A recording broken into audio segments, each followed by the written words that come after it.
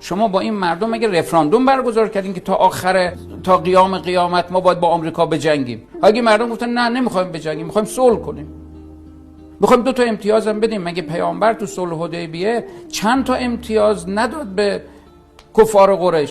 5 تا امتیاز پیغمبر داد، 2 تا امتیاز گرفت.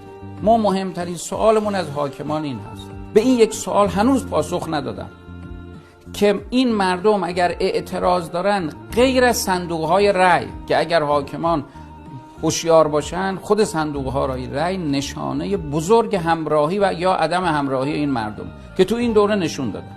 کاری نداره، من حاضرم بر این سخن تاوان بدم اگر اشتباه میکنم، که آقا بالای 50% این مردم به سیاست‌های حاکمیت معترضن. امام یه روزی فرمود میزان رأی ملت است.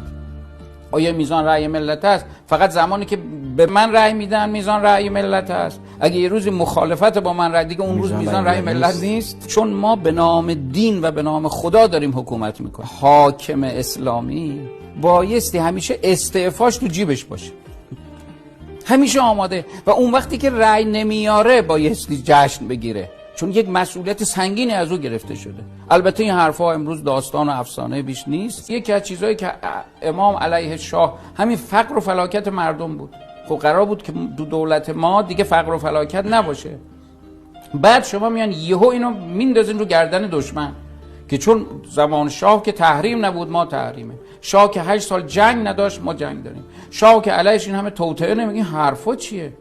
این حرفا اصلا دیگه به کت مردم نمیره، چون اولا بسیار از تحریما رو خودتون مقصر شدیم. تورم چند درصد رشد کرده؟ آیا به همون اندازه حقوق مردم هم رشد کرده؟